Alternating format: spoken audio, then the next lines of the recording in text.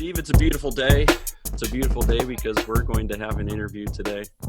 And we have a beautiful interview today from Alderwoman Rossana Rodriguez.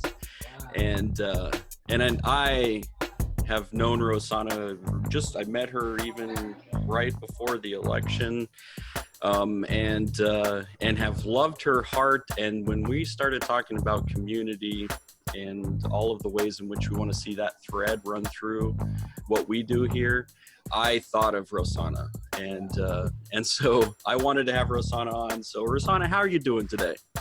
I'm okay. So happy to be here talking to you. Same, everything you said. Love your heart too. And it's beautiful to have people in the community that you can share a vision with. And I definitely feel that way towards you. So thank you for having me. Yeah. So let's see, where do we want to start in all of this? Can you give us some background on who you are, where you come from? Absolutely. People understand background. Yes. So I am originally from Puerto Rico. I have been in Chicago for the last 11 years. It's going to be 11 years next month. I grew up in Puerto Rico in the East Coast. I grew up in a mountain that overlooks the sea. It's really beautiful there. But when I was growing up there, there was very little infrastructure and we didn't have running water. The river that was supposed to bring the water to us, the water from that river was redirected to a Navy base in a nearby town. So we were left without water. We would have water for like an hour a day, and you had to fill out all of the containers that you possibly had. So we had to fight to get that water back. My father was a community organizer, and I think that after that fight, it became clear to me that you need to fight for the resources that belong to you because they're not readily given to you. So after that, it was all fighting. Puerto Rico is a colony of the United States, so there's a lot of lack of resources. Puerto Rico doesn't have its own economy. The poverty rate in Puerto Rico is the highest in the whole US, even worse than Mississippi. So I became a teacher in Puerto Rico. I have taught every grade level from pre-K to college. I am also a theater artist and I did community theater in Puerto Rico for a very long time. I went to England and did a master's in something called Applied and Social Theater. And I spent most of my life in Puerto Rico teaching theater and using theater in community to talk about issues and to organize as a tool for organizing. I moved to Chicago in 2009 after some austerity laws were approved in Puerto Rico. I was a teacher at that time, and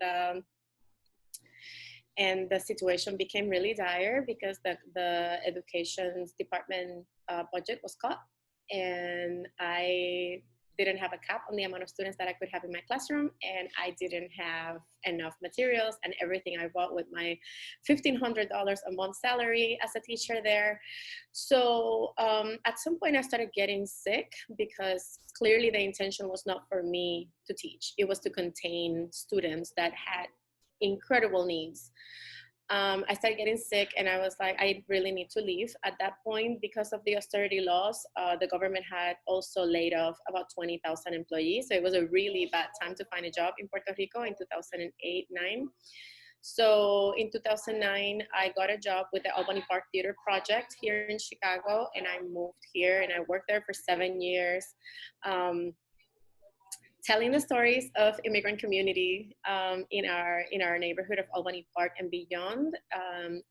Through that job, I got connected to a lot of movement in Chicago, which is what I have always done in my life in Puerto Rico. So it was really not strange for me. I was the only Spanish speaking person in the company.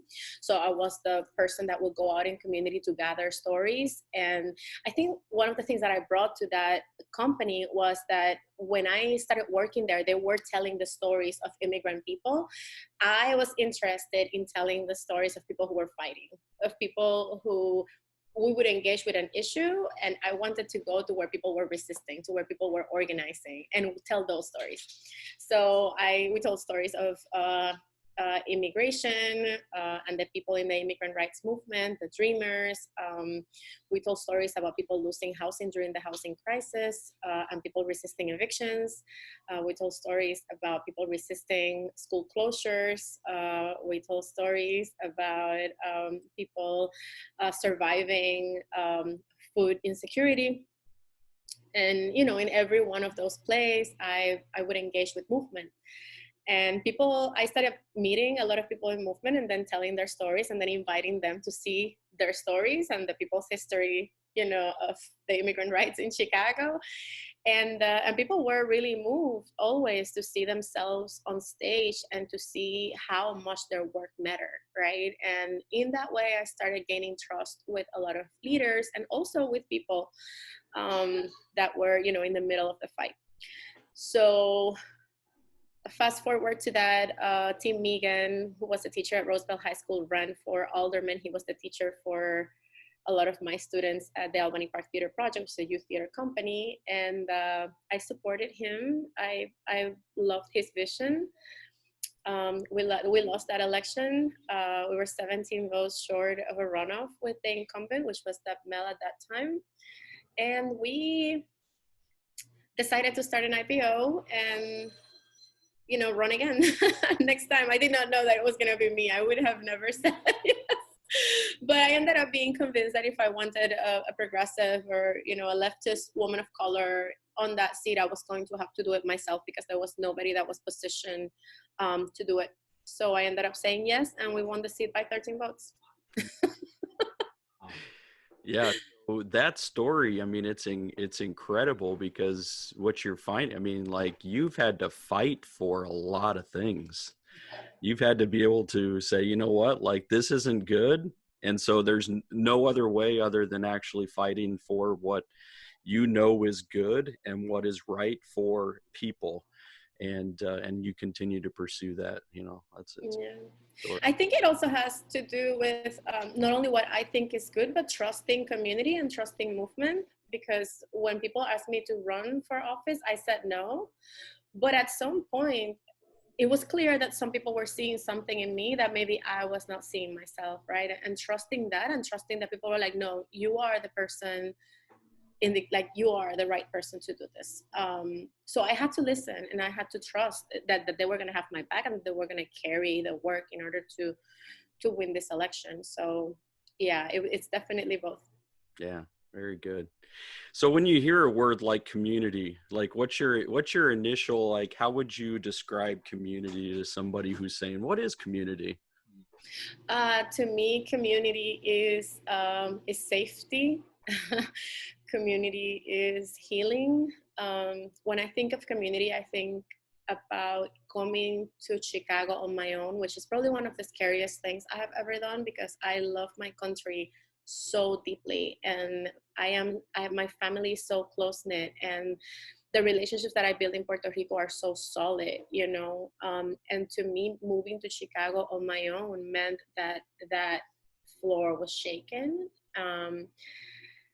And I started meeting people here, and I started understanding that I could totally be a part of this place, that I could totally belong, right? And now I have a 5-year-old, and community to me has meant that even though, you know, my mom was not here for a very long time, I don't have family here, I feel safe. I feel like if I have an emergency, I can call my neighbor and she will have my child for a day or two. It means that when some of our neighbors are at risk of being deported, we mobilize and we make sure that we help in whatever way is possible at that point. It means that when people are at risk of food insecurity, we create mutual aid networks to make sure that that people are supported and that we can get groceries to people. It means that if we know that there is that need, that we're going to open pantries in the community. It means that we have each other's backs, right? And it means that we have people around us that understand our pain and that can share it. I guess that's what community is to me. Yeah. I think it's a great way. I hear some reoccurring words that come out as you share your story and talk about what is going on. I thought it was very interesting that you used the word fight. And in this day and age of being positive and politically correct, you use that word, and I don't hear it with anger or animosity. I hear it with a passion, and that there's something within you emotionally that pushes you on. But I also heard in your story, you talked about engagement, and almost like that fight and engagement is are synonymous terms, Mm, to be used in exchange, and yet the word fight has a different edge to it, that brings or elevates the level of passion of how you feel about community. And then the other thing that I heard that I thought was a beautiful word was mobilization. So having passion to be able to go forward and go for those things that matter, that it takes more than one person, which then leads us to the word community. And so I mm. just was wondering if you could just make larger or think through those three words: fight, engage, and mobilization, and Absolutely. you about those things, or maybe even some people that you look to as mentors, people who have been role models for you, and how those things play a part of what you do as an alderwoman. Wow. Amazing. I love this kind of question. It makes me think deeply, and I like thinking deeply. I would say I would start with the word fight. The reason why I use the word fight is because, as I said before, I was 6 years old when I had to fight for water, and I say fight because when you're under attack, you have to fight. Yeah. And usually we are under attack by way more powerful people, right? In our case, we were under attack by the U.S. Navy. How do you fight the U.S. Navy? I was 6. you know um, Later on we had to fight the U.S. Navy to get out of Vieques, a small island that is part of the archipelago of islands that make up Puerto Rico. And the Navy was bombing that island for 60 years, over 60 years, and 9,000 people lived there, and they were bombing it for practice. I mean, when I say fight, I mean literal. When you are under attack, you have to fight back, and there's a lot of ways of fighting back, right? And I know that we like to think that nonviolence is always the answer, and we want to be peaceful. Like we don't want to we don't want to have to defend ourselves, but a lot of times we are definitely under attack. So when we think about the work that we do, it is fighting back in a lot of ways. And sometimes we fight back with a lot of love, like actually most times. So mobilizing, for example, is a way of fighting back. Being engaged is a way of fighting back. And through mobilization means engagement, right? Like when you mobilize people for something specific. One of those really beautiful examples of mobilization and engagement that to me are some of the purest forms of fighting back a system that sees you as disposable is mutual aid. And during this time of COVID, we have done a lot of that work. But if I am going to talk about mutual aid before COVID, I have to talk about Puerto Rico. After Hurricane Maria, Puerto Rico was completely devastated. I am from the east coast of Puerto Rico, and that's where the hurricane came in through. So the winds at that point were a Category 5 hurricane. It destroyed everything. It destroyed my whole community. It was, I did not recognize the pictures of my community. At some point I'm watching in the first few days, the people in Puerto Rico, my family, did not know how bad it was because there was no electricity, so they couldn't see anything. But the diaspora here was being able to see the destruction, right? Like I was seeing how devastated the country was before my people in Puerto Rico could understand how devastated everything was. One of the first images that I saw was people came on the street and painted SOS, food and water. That was my community. That was my community. And I felt like I was going to pass out, because as bad as things have always been in Puerto Rico, I think there has always been this notion that because we're a territory of the United States, we're going to survive, right? Like, we're going to be taken care of. And that was not the case at all. So people, my community has a history of over 40 years of organizing. My father was a community organizer. And a lot of people in my community organize their hearts out in order for us to be able to get the things that we needed.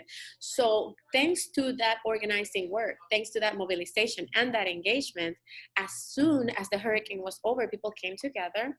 They went up a hill where we celebrate a festival every year. And they already had a kitchen there set because we celebrate a festival there.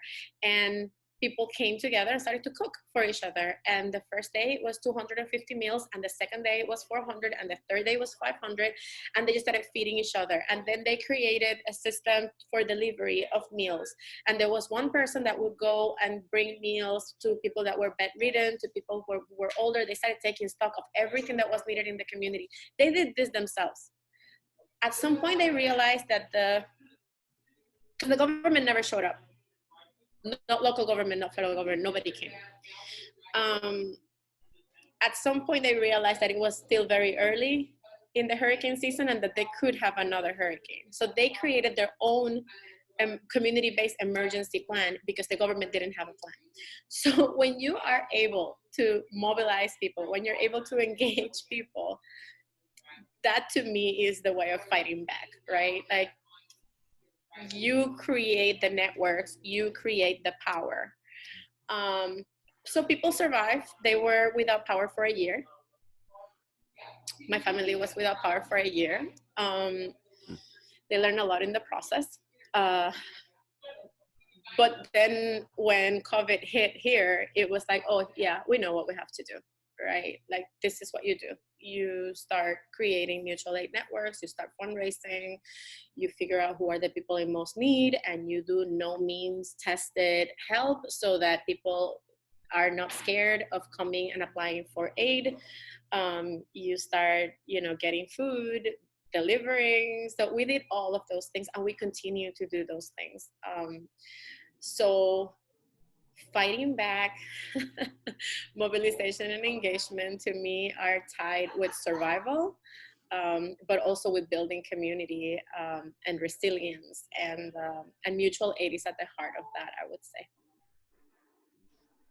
And your staff too. I mean, like, they all have a background also. I mean, like, they're good at what they do for you in the office, but they also all have a background in some of these community organizing as well. So you've brought people around you who are also share that same vision of wanting to carry this out within the city of Chicago.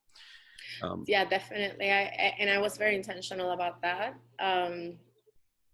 I feel like some people might say that would be a mistake for you to get into office and not just hire people that were working in other offices. But I think that our vision was very particular, and I wanted to make sure that the people who were working alongside me understood that vision. The technical stuff you just learn. The technical stuff you just have to learn to navigate the systems, and but the humane kind of part of it, the community part of it, that is a little bit harder to learn, right? And I needed some specific values from within the office in order to be able to serve people in the way that we wanted to do that. So definitely everybody in this office has a background of community organizing. Yeah. So when we're looking at community, and you know this, and as Steve and I talked about it yesterday, the thing that really throws a wrench into the whole, community is that people are still people. Oh. Of course. Oh. It's so, what do I really want to love people. We're people. But people are people. Like, so what do you do with people that are I don't even know how like a PC word, or if even we have to be PC, like what do you do with assholes? um, Work, I fight, like you need this kind of breaking community apart. How do you handle that? Since we got into office, like one of the first things that I introduced in City Council was Indigenous People Day ordinance to abolish Columbus Day. And that was my first lesson, right? That there were people that were going to fight like hell in order to make sure that things didn't change because they were comfortable and because it benefited them. And this has mostly been white people, right? The particularity of Columbus Day, for example, it is, I mean, our argument was this is a white supremacist holiday. if at this point you're still honoring somebody who essentially promoted the genocide of all the indigenous populations in the Caribbean, that started, opened the door for the slave trade, you can't possibly be telling me that this is not a white supremacist holiday. We need to honor the people who freaking survive, the children of the people who survived the genocide. So that was my first lesson, I would say. And I guess it has been with being assertive, but also being patient, there is a difference between the people who will become really aggressive about their ideas and threaten us. And with those people, I have no patience and I confront them. There are other people that are just, I feel like they're just not seeing the big picture, that they are scared and that they are like very deep into their own fears. And with those people, I think that it's easier to have conversations where they can see, okay, this is not about me. It is not an attack. It's not a personal attack. This is about the bigger picture, and how we center the people that have been more marginalized, oppressed, and harmed throughout history. But I'm not gonna lie, it's hard. It is really hard. It is really hard because there are a lot of times when I know that other people are not treated like I am, right? Sometimes there are 6 socialist aldermen in city council. Sometimes we get together to talk, and I have asked them, is there, like, do you go through this? And they all look at my social media and they're like, we have never had anything like what you have. So there is definitely this element of like sexism and like this hate for, women that dare to act like they know something, and I feel like, that's something that you experience throughout your life when you're a woman, when you're a brown woman in this particular society. But now that I am in the spotlight, I feel like I feel that a lot harder, right? I just feel the hate is so present and so directed, because a lot of people will come at me, but they don't really know me. They just hate what I stand for, right? And they feel really threatened in their ideas. So I feel like I just try to be patient. I try to not take things personal, and I also try to be very assertive and make sure that that I can educate as much as I can, but that I will also defend myself. Well, if Alderwoman, if I can be an encouragement to you, as you were speaking, one of the things that came to my mind was back in the 80s when President Reagan called out for the tearing down of the wall. And I believe that your fight currently is a call out to white Americans to tear down a new wall. And so the wall that you're facing is the wall of denial. And information which you're sharing is going to be a major, and as a teacher, you understand the power of education. And with that, educating this about this all is going to be an incredible work that you will carry on. And so in this time, don't give up, and don't be disheartened. and don't feel the weight and the pressure of that, but move towards the power of what that education does and what those words do. And you brought out a really, really good point that I want to bring to the surface and elevate, and that is, you said that people feel threatened. Threatened people are afraid people, and fear is an incredible emotion. And when you're dealing with people of privilege who have grown up with things handed to them generation after generation after generation, and then they start hearing things that they've never considered, they're in being threatened, fear rises up, and then all of a sudden these things come out of them, and often fear is externalized as anger. And so then you get into this thing. I also want to bring for our listening audience another point that you brought up, and that is, when it comes to fighting, you're fighting to defend yourselves. You use the words, we fight to defend ourselves. Fighting in defense is called protection in family. Mm-hmm. So I want to bring that to the surface, because this is not a militant group on the offense to take over a territory or a section of life that would be to be claimed or overtaken. This is a fighting for the defense of what Phil and I hold as a value of the dignity of people. You used the term in your earlier story about that when people in the government see where you've come from, your people, your family, and stuff like that, as a disposable people, that dignity. And so, you are so gracious to us to take time out of your busy day doing the work that really does matter to talk to. And I'll just be, this is how direct I get. You're talking to two white guys, but you're talking to two white guys that really do feel and have a passion for that. These are the stories that need to get out. And so I want to be an encouragement to you. May this be some wind in your sails.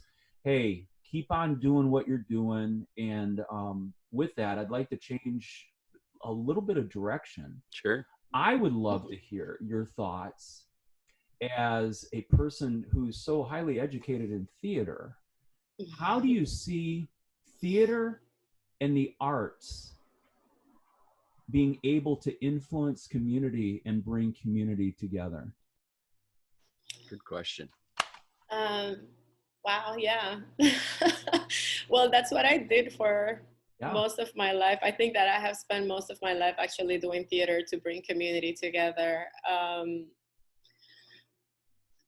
The work that I was doing for 7 years here in Chicago was absolutely about telling the stories of people who were at the center of struggle to better their lives and the lives of their communities.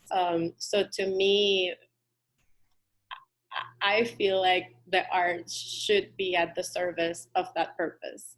And of course, like, I can appreciate art just because of its beauty. I can appreciate, when art is made available for consumption, particularly for people that don't necessarily have access to it, because art can be a product that is reserved for people who can afford it, just like anything else in this system.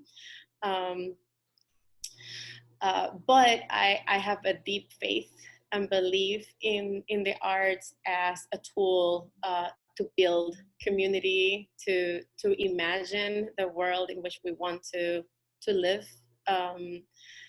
I have a deep faith in art as a tool for human development. In Puerto Rico, one of the things that I did a good amount of prison theater. So I would go into prisons and do plays with imprisoned men, youth. I've also worked with imprisoned women.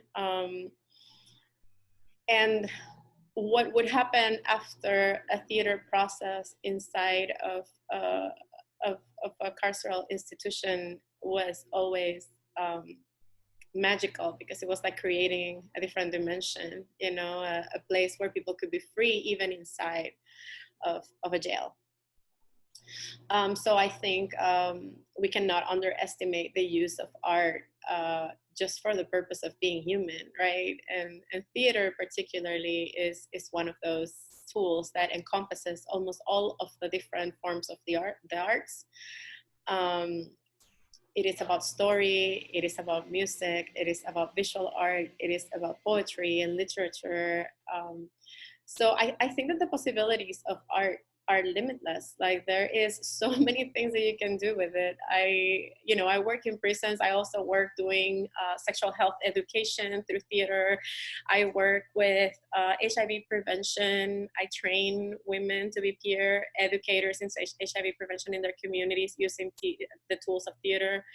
I work with the cooperative movement to reinforce cooperative values to theater through theater.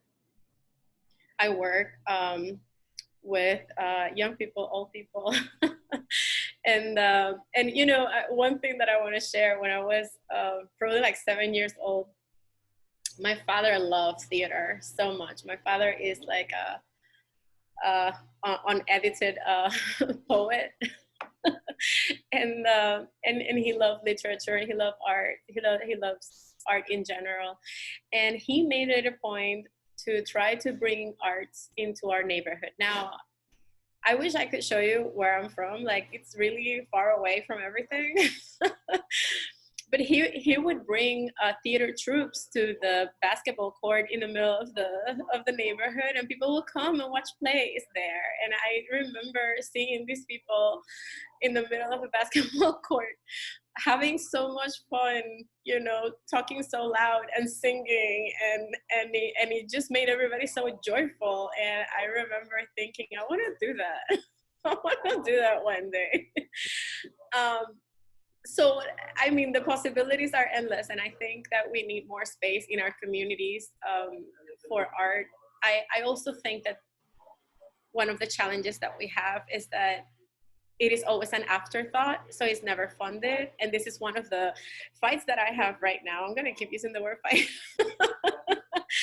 because it feels like the things that makes us the most human are the things that are always, you know, underfunded, that are like just put aside because they're not as important, they're not as relevant.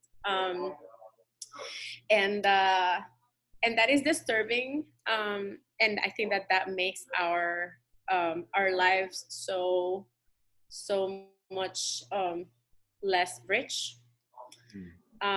So I think that's one of the things that I definitely want to be working towards, right? Just humanizing our communities a lot more. And I think access to art is one of the things that humanizes us the most. Nice. Thank you very much.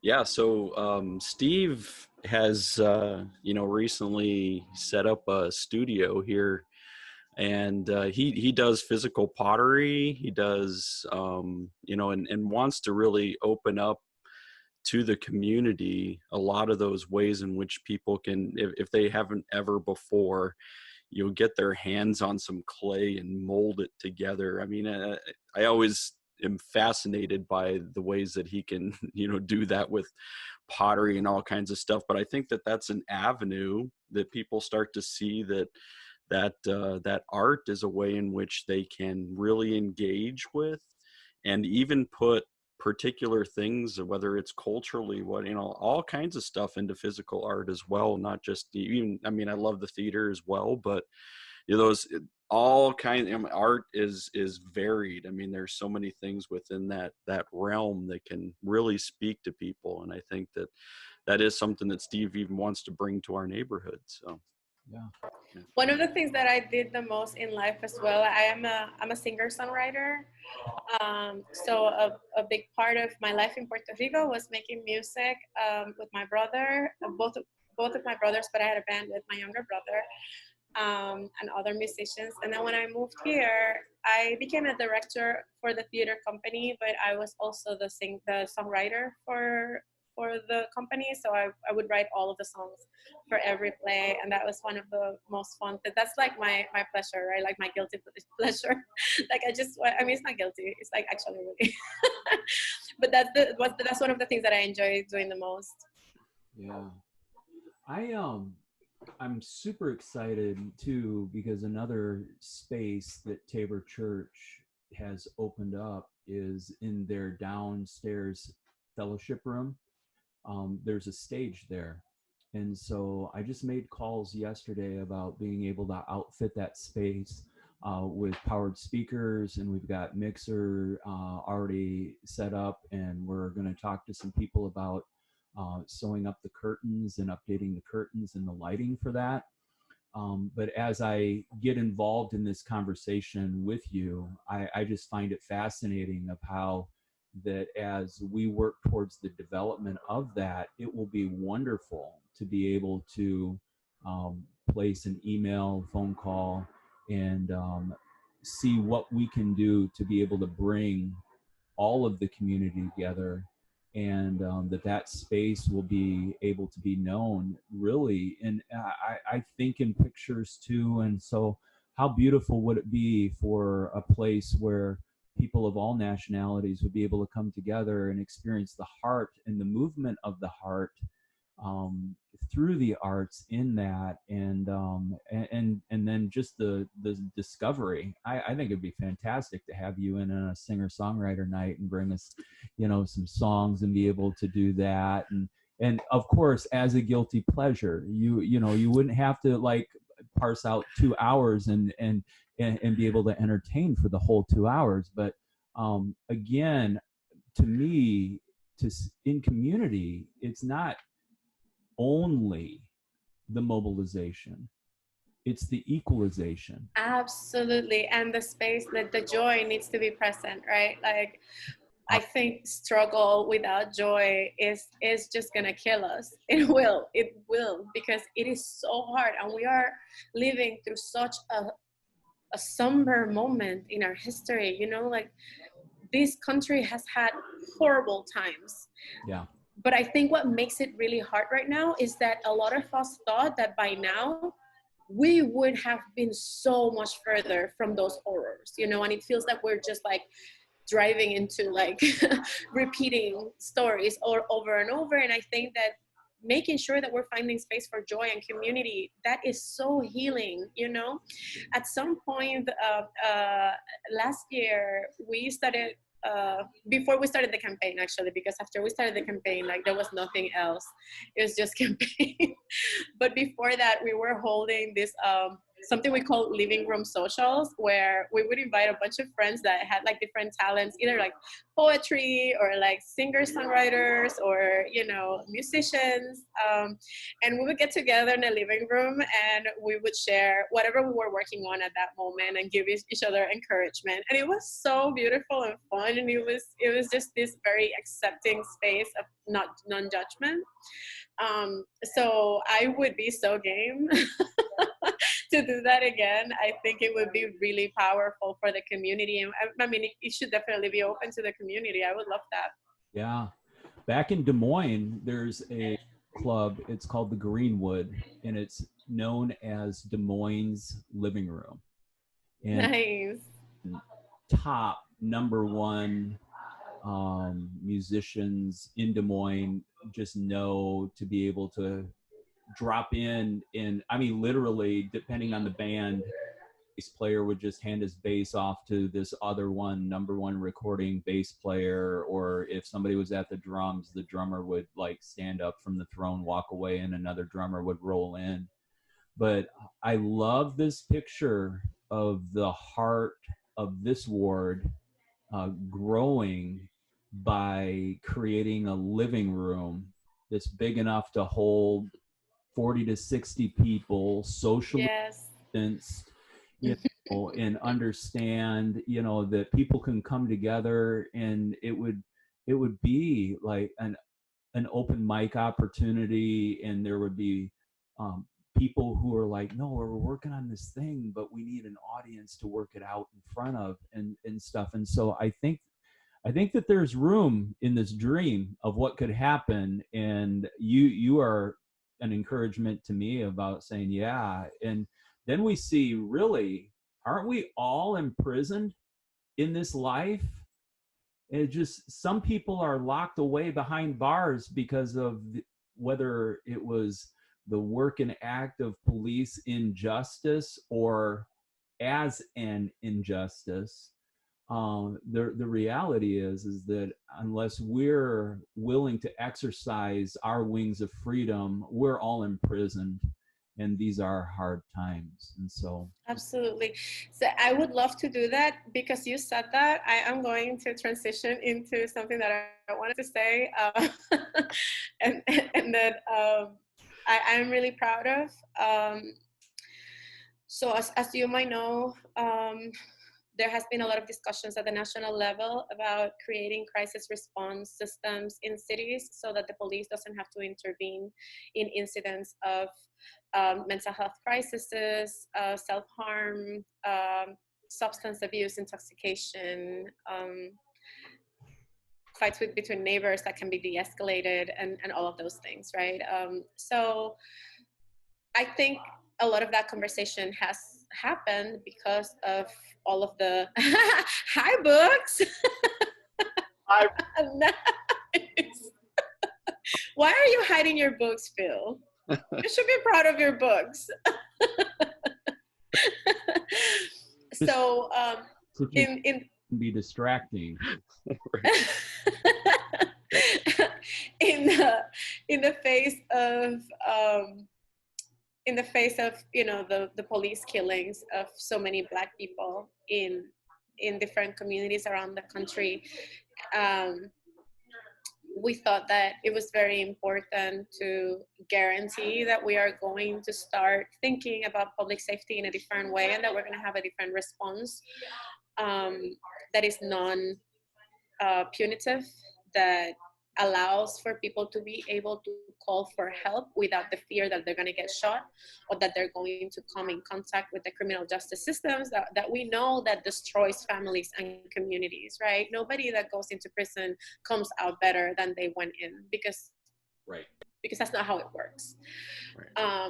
So I introduced last council meeting, council order to instruct the Commissioner of Public Health, the Commissioner of OEMC, and the Budget Director to look into a model that would send social workers or behavioral health workers alongside emergency medical technicians to tend to nonviolent emergencies or mental health crisis emergencies. And we base this model in the model of CAHOOTS, which is a model run by an organization called White Bird Clinic in Oregon. They are in Eugene, Oregon, and they are in Springfield, Oregon. They serve those two towns. They have been operating for over 30 years, and they take 20% of police calls. In less than 1% of incidents, they have had to call backup from police. So that's pretty remarkable, right? Now, when you propose something like this, they're going to say, oh, but Chicago is not Oregon. Chicago is not. And that's right. Chicago is not Oregon or, Eugene or Springfield. But we can create our own system. And I actually don't think that mentally ill people are necessarily too different, or, people that are desperate for help, because a lot of these problems are systematic and we live under this system, right? So the same model was incorporated in Denver. It's called the STAR program. They started in June operating, and at this point they have taken care, they have responded to almost 400 calls, and they have not had to call the police in any of those. So that is a more metropolitan area that you could compare a little bit more to Chicago. So the model works. It has impressive results. So we have introduced a council order to figure out how we can make that happen in Chicago. Our model would be using the mental health clinics, the public mental health clinics. As we know, under Rahm Emanuel, some of those clinics were closed. Actually, half of them were closed. We have been pushing to reopen those mental health clinics because we know that when those clinics were shut down, the police started getting a lot more calls to handle mental health crisis. And we have ended up with Cook County Jail being the biggest mental health institution in the state. And we can't allow that to continue to happen. So I am really hopeful about this ordinance. I don't know how hard I'm gonna have to fight. It seems like it's gonna be a really big fight. But we spend $1.8 billion in policing, and I think that we could afford a few $100 million to make sure that we are providing people with the services that they need, providing people with actual safety measures that are non-threatening and non-punitive, and ensure that we're using the right tools for the right problem. So I'm really happy about that, and I will keep you posted on the development of it. Yeah, I look forward to that, and I do love, because we're going to actually we've talked about this, the difference between punitive and restorative, and the goal, I would assume, in humanity would be to restore people, not to just punish them. I mean, so are we not meant to, in our community, restore people back to community instead of just punishing them to actually then live outside our community? I mean, that just seems wrong. So we have, I'm glad you brought that up, because I mean, that's a huge part of community, is actually restoring people. So. Yes, and I mean, by using the mental health clinics, we would also be providing a space for continuity of care and follow-up. So if you respond to a crisis, you figure out what are the needs, and then the follow-up care can be done in a space where mental health care would continue to be accessible to that person, right? Because the mental health clinics in Chicago will see anybody regardless of if they have insurance or not. So it would actually make mental health services available to everybody, which I'm really excited about. Yeah, me too. I really love that. Hey, I don't want to, I mean, I know that you're a busy lady. And I have to go soon. I have a meeting in a little bit, but I'm so glad that I got to talk to you. But I'm glad that we were able to spend the time that we were with you, and I just think it's going to be a great conversation piece for people to enter into a discussion that's different than what they've experienced in the past. So I'll just echo what Steve said before, keep up the fight. And there are people who are behind you, and there are people who want to fight for the same thing. So keep up painting that vision. We'll work on our side about trying to educate some of our neighbors as well. So absolutely, and I definitely count on both of you to help me materialize that vision. I know that I have been able to do that with Phil, so glad that now I have Steve to sign up.